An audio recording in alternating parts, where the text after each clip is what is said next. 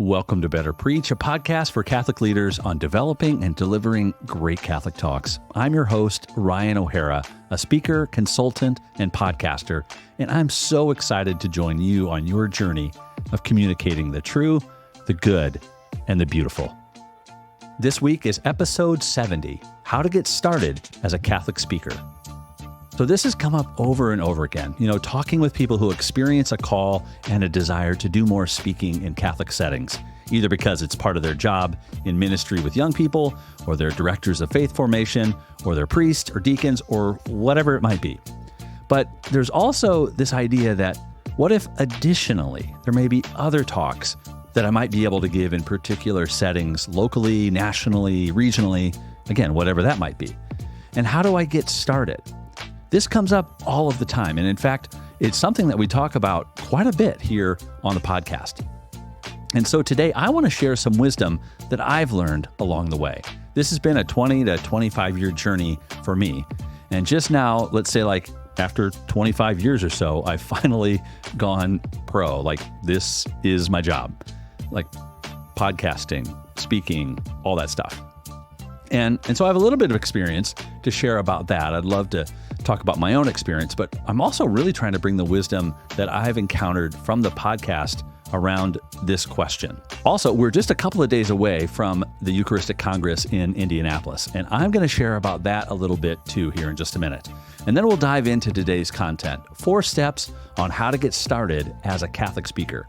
As always, I'm so grateful that you're here, and I would love to connect with you on Instagram @BetterPreach, all one word. Please stop by and say hi. I'd love to connect there. Let's get started. All right, so I'm headed to the National Eucharistic Congress in just a day or two. I'm jumping in my Honda Fit and rolling from West St. Paul, Minnesota. Turns out it's about 8.5 hours down to Indianapolis. Gonna stay with my Aunt Rita for one night. That'll be super fun. Aunt Rita and Uncle Bob, can't wait to see them. And then heading to Lucas Oil Stadium on Wednesday, staying downtown at the Courtyard Marriott. Really excited about all that. So I am serving as a social media collaborator at Better Preach on Instagram with the Congress. And so I'm going to be putting together a number of stories and reels and kind of behind the scenes stuff, but really talk recaps. Still working on how I'm going to do that, but I'd love for you to quote unquote go with me online just to follow along. So if you're not following Better Preach on Instagram, please do, especially for this next week as we share a lot of kind of what God is doing, what God is saying, how God is speaking to his people at the Congress. Super excited about that. Now, bonus points. If you are going to be in Indy and you want to say hey or meet up or say whatever, hit me up on Instagram. As they say, the DMs are open, and I'd love to connect. The bonus points for any Better Preach listeners out there. It would make my day and the Congress and probably the week to get to meet you in person on site. Okay, so that's just a little announcement before we get into today's show. All right. So recently, a friend of the show, a friend of Better Preach, reached out to me via text. And it's a friend of mine, somebody I know well here in the Twin Cities. And he said, I'm looking for some advice. I recently gave a talk to some teenagers at a parish, and it reminded me of how much I enjoyed it. You're a professional speaker. How does one get more jobs like that? End quote. That was his question. That was his text. And so I thought, oh, wow. I could write a really, really long text, or I could just do a voice memo and kind of shoot some ideas his way. And so that's what I did. It ended up being about 5 minutes long, just sharing kind of the 3 or 4 things that I would do if I was, in his shoes. And so looking back on that voice memo, I thought, boy, it'd be great to share this with the podcast. And so that's what we're going to talk about today. So I'm going to share some context for where someone might be when they're asking this question, what kind of jobs they may have or where they may be vis-a-vis their day job, and how they could either get more speaking gigs in Catholic settings or do this more full-time professionally. So we'll start with some context. I'll share kind of what I would consider 4 initial steps. This isn't the whole thing, but it's kind of like, where do you start? And if you say, well, I really feel called to give more talks in Catholic settings. Well, we're going to unpack what that means and really hopefully give you 4 steps that can be practical, helpful, and actionable. All right. That's the second piece. And then the final piece is just kind of a word of encouragement / exhortation, again, from the scriptures and again, a little bit from my own experience. So context. When someone asks this question, how do I get more speaking gigs in Catholic settings? There's a couple of things that come to mind. First of all is, are you in ministry or do you not work in ministry and you've got kind of a secular job? So it's kind of one or the other, but within each of those is kind of what I'd consider 2 subcategories. So on the ministry side, many people who in some kind of ministry of evangelization or discipleship with adults or teenagers or kids, they have a lot of opportunities to give talks. And so you might be in ministry and experiencing this call, but you have a desire to give more talks locally, regionally, and perhaps even nationally. So that's the first category. You're in ministry, but want to do more outside of the parish. You feel a call to that right now. So that's category 1. Category 2 is what I'd call pre-ministry. There's like this emerging call to preach the gospel, if you will. But you're not in ministry full-time right now. Maybe you're volunteering, maybe you have some interest and a call is emerging to quote unquote preach the gospel. This reminds me of where Nick Longo was in our previous conversation on episode 68, as he's shared kind of his journey. He experienced this call to preach the gospel, but really it was a call to ministry. So that might be where you're at. The second major set is maybe you're not in a ministry career and you don't intend to become a full-time professional speaker. So then you're just kind of looking for, how could I give some Catholic talks in Catholic settings? Because I experienced this kind of emerging desire, joy, maybe some opportunities to teach and preach in Catholic settings. But I'm a lawyer. I'm a doctor. I'm a banker. I'm saying all the cliche, jobs. I'm whatever kind of non-ministry vocation, whatever kind of non-ministry job you have. So that's category 3. And the fourth category is you're in a non-ministry career, don't really feel called to a full-time ministry career, but you want to transition to like a full-time Catholic speaking career. That last category, I don't know, to be honest, how to do that, or even if I'd even recommend trying to do that. Usually, opportunities to teach and preach, if I've learned one thing through this podcast, if you have a desire, an interest, some gifts and talents around this, maybe an emerging call, usually 9 times out of 10, there is some kind of practical local ministry that you are involved with, either professionally or as a volunteer. It usually doesn't happen that you go from one secular job all the way into a full-time professional speaking career. I don't know. That's just what I've noticed, and that's what so many people who I've interviewed on this podcast have said. So I just want to echo that wisdom. So you could be in one of these 4 categories. I'm guessing that may hit where many of you are if you have a desire to do more talks professionally out there in the world, locally, regionally, or nationally. Okay, so I wonder which category you are in.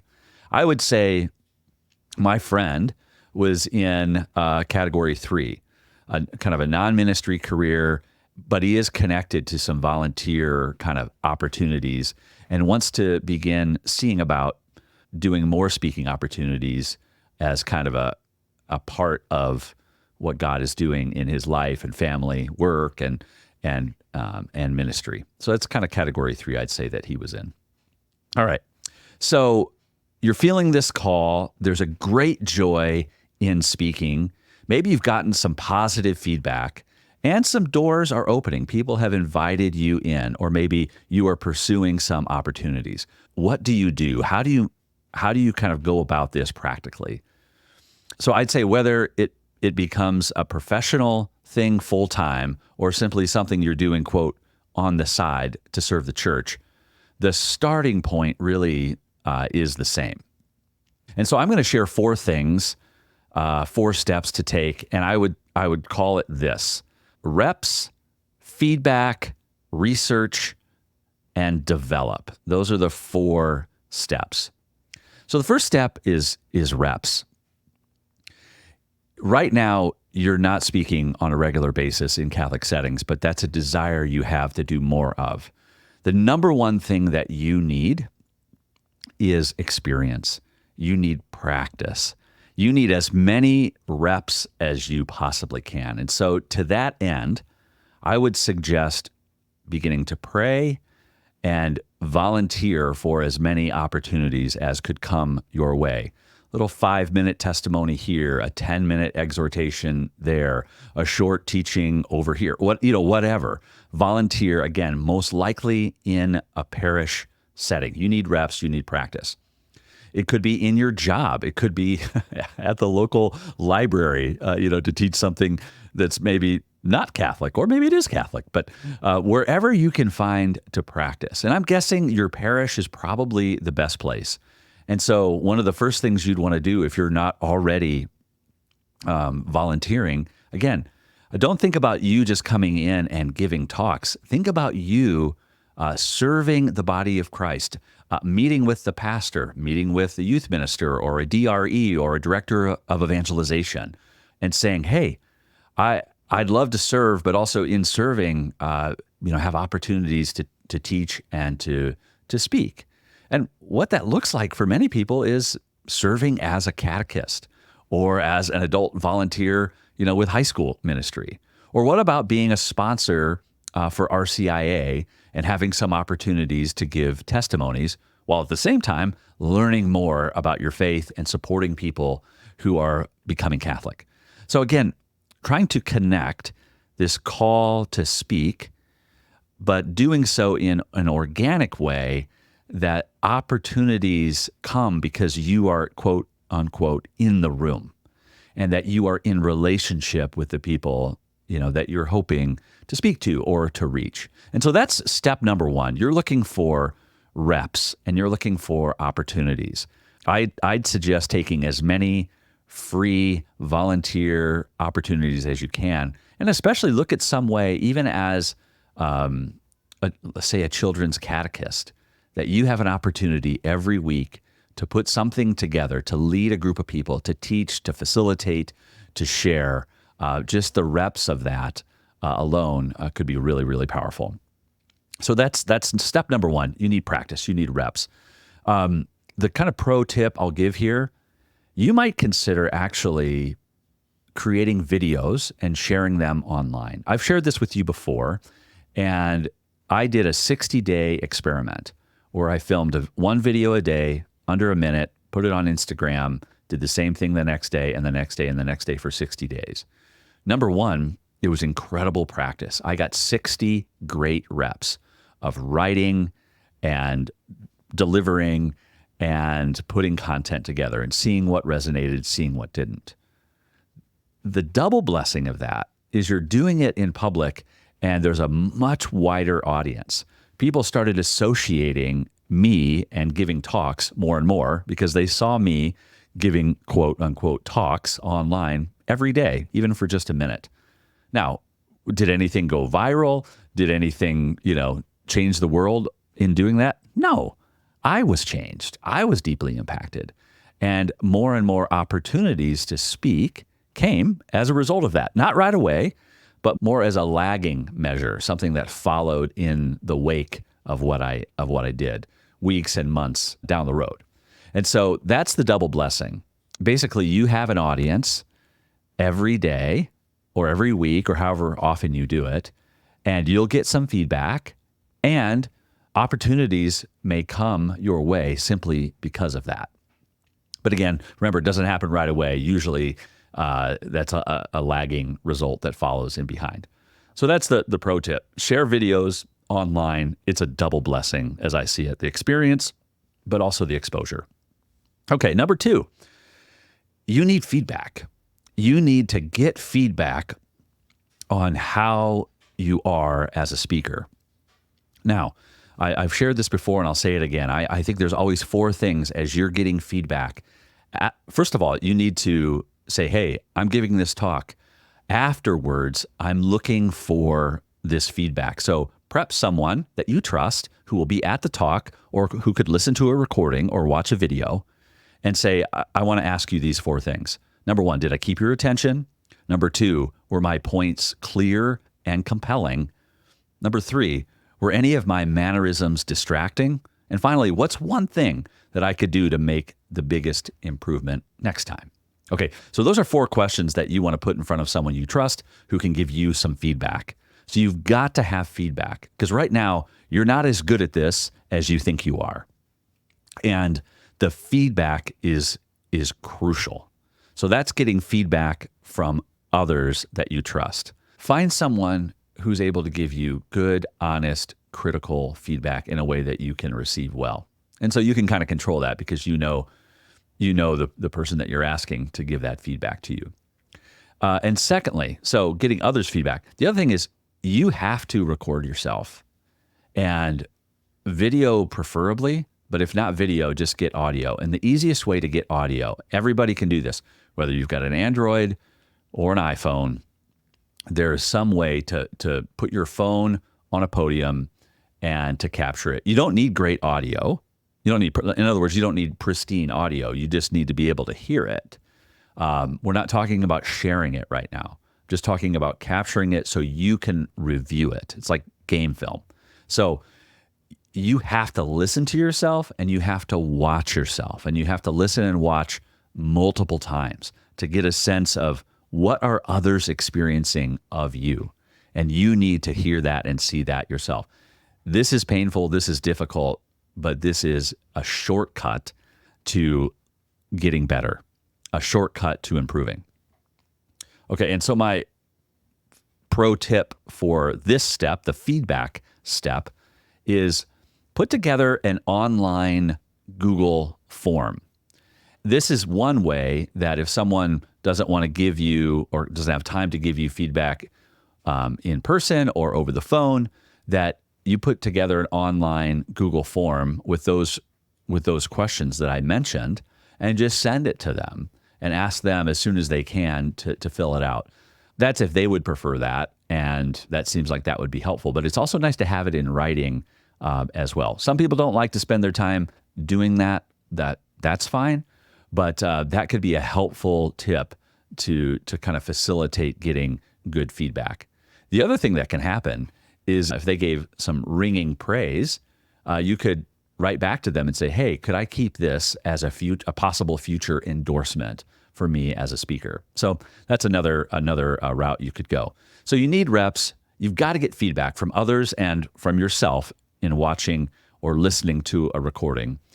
And the third step, I think this is a really crucial step and one that I don't know how many people take, but I think it's a really important step. So the step is called research, where you're going to meet with 6 to 8 leaders locally who you would like to hire future you, right? So future you feels called to and desires to and has a gift for perhaps giving talks in Catholic settings. Future you wants to do that more. So who are the 6 to 8 leaders locally who might hire future you? Meet with them. Do some research. Now, again, I think most people kind of ignore this step. And what you're doing is you want to let them know that you want to learn from them a few things. Here's where I'm at. I'm doing some research. I'm trying to learn actually what it is, you leaders in Catholic settings. You're the ones that hire people.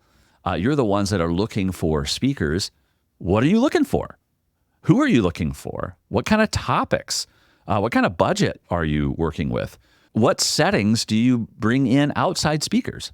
Have a list of 5 or 6 questions that you ask each person that you sit down with. You should probably even send those sets of questions to them ahead of time so that they can think about it and have a conversation over the phone, in person, whatever. Take them out to coffee or lunch, whatever it might be. But learn from those local leaders. And you'll start to see, is there even a market for doing this kind of thing locally? It would be very different here in the pretty Catholic Twin Cities or Denver or Phoenix or greater Los Angeles area or Chicago, where it's a large metropolitan area, hundreds and hundreds of Catholic settings, versus a small rural town in Idaho. I don't know, not to pick on Idaho. It would be very different depending on your local setting. But either way, you'll get a sense, what's needed out there, building those relationships, letting key people know that this is something you're interested in, and you're just kind of growing in and seeing if there's something that's really resonating. So that's the third step. Do some research, some key questions. What are they looking for in a speaker? What setting would be best for outside speakers? What topics do they think are important and particularly underdeveloped? You get to know a bit about their budget and what that looks like. My pro tip for this one would be at the end of one of these meetings, and maybe there's a particular talk or a topic that resonates with you that they're also looking for. And you might say, hey, here's the thing, the pro tip. If I created one of these talks, or if I created this talk that, you see a need for, would you give me a shot in the next year to work on it and to share it? That might be a pro tip that I'd suggest in this research area. But this would take you really far to learn a lot about, what are the opportunities? What are the needs? And is there an overlap with my skill set, experience, desires, availability, budget, whatever? So check that. Research is step number 3. The final step is develop. And I would encourage you to start developing 1 to 2 signature talks. And what I've found is helpful is to pray into and focus on a very specific topic rather than being kind of a jack of all trades and a master of none, as they say. You specialize in an area or a topic that is the overlap of 3 things. Something you are deeply passionate about, you have some expertise and experience with, and finally addresses a real need in the world. So something you love, something you're good at, and a topic you love, a topic that you know a lot about and you can speak from personal experience on, and is something that's needed in the world. Look for a specific topic that is the overlap of those 3 things, and really work on an angle to kind of pinpoint 1 or 2 talks that you really work on developing and focusing and could do in multiple settings. Perhaps even vary based on the audience. Here's how I would talk about this topic to middle schoolers. Here's how I talk about this topic to high schoolers. Here's how I talk about this topic with young adults, with married couples. You see where I'm going. Okay. When you watch a TED Talk, this is what's happening. There's a topic of great relevance. They are deeply passionate about it, and they've got some unique experience and expertise that they're bringing to the table. And it's not a broad topic. It's niched down a layer, 2 or 3. And again, I think that's really what you're looking for. Are you going to be known as the person who talks about confession? Are you going to be the person who talks about the experience of healing? Are you going to be the person who talks about theology of the body or chastity or, whatever? But word will spread. You actually think you're limiting yourself. I actually think you're giving greater opportunities for yourself because people start to know and connect you with this topic. And maybe it's a topic that isn't talked about as much. And so really pray into that and think about that. And one thing you can do, I think, use that information from these research meetings to help you kind of hone in on one or two specific ideas that you can really invest in. All right. My pro tip here is that whatever talks that you develop or kind of signature talks that you work on or focus on, make sure that part of this, I'd say two things have to be true. Let's make sure that it really connects to the mission of the gospel, that that somehow you are pointing people into a deeper relationship with Jesus, and that's very evident in what you're speaking about. But also that it's connected in a compelling way to your life and to your story. And so we don't want you to be speaking about something that's not connected to the Great Commission and the mission of the gospel going out into the world. And we don't want you to speak to something that you actually don't have any personal buy-in built in. Okay. So the more that it's connected to the main thing, the message, the good news of our salvation in Jesus Christ in some way, and somehow that message has also resonated in your life and had an impact, you can now share as not only an expert in the subject, but also an expert subjectively from within your own experience. And that's what people really want to hear and really want to listen to. Okay, 4 steps: reps, feedback, research, develop. But here's the deal. I hear a lot of people over the years, say, "Hey, I feel like a call. I want to give more. I want to give more talks." And so often they're at a conference and they see the people on stage, and they're kind of like, "I want to do that." And I think that's real. And I think people have probably experienced a genuine call to speak, to teach, and preach from observing it in that way. I don't have any doubt about that. But we have to ask the question, why? What is really behind it? Is this God's call, or is this your vanity play? But here's the last principle that I will leave with you. And I think this is a really crucial one, and one that you cannot overlook. If it is God's call for you to speak, teach, and preach to Catholic audiences, others will see it too. If it's God's call to speak, teach, and preach, others will confirm it in you. Full stop. That is one of the most important steps that you need to observe and to listen to. Perhaps you haven't really thought about doing this, but every time you're asked to give a talk in a Catholic setting, you enjoy it. You love the process of preparation. There's a certain connection deeply with the experience of speaking and teaching and preaching. And others are saying, "Man, that was really helpful." And they're really able to give you very specific feedback. They give you encouragement. And it's not just one person, one time. It's many people, multiple times, over time. And so you need to look for that. Please. If this is God's call for you, others will see it too. I've seen this time and again, and this is so crucial. And again, we've talked about this verse, James 3, often.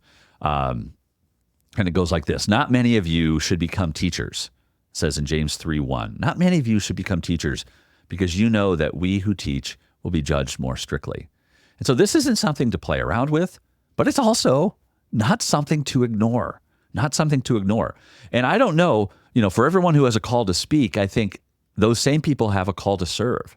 And so I'd say, if you want to figure this out, you don't know, or it might be, or you're sure, serve. Find a way, find a place, find a people, find a group, find a parish, find a whatever, a place to serve on a regular basis. And opportunities will come your way. You'll step through those doors. You'll get practice. You'll get some great feedback if you're intentional about it. You can do research, and you can kind of learn from the inside about what's working and what's not working. And you can really find that area and that topic that you're deeply passionate about, that you have some expertise and experience in personally, and the world really needs to hear. So I hope this has been helpful, these 4 steps. I'd love to hear back from you. Like, where are you in this journey? Is this something that you desire to do more of? I wonder how I can help you. I'd love to encourage you, support you, meet up with you. If you want to get on a phone call and dive deep into this question for yourself, let's do it. Reach out on my website, ryanohara.org/betterpreach. There's a contact form there, or you can hit me up on Instagram @betterpreach. Either way, this is great to connect with you again. We'll be back next week with a special episode from some material and people that I've encountered at the Congress. I got to figure out how I'm going to do this. I don't want to make promises my life can't keep, but I'm hoping something Congress-wise happened over this next week that I can share with you for the podcast next week. So here goes nothing. God bless you. You have millions of choices when you podcast. Thanks for press and play today. See you next time.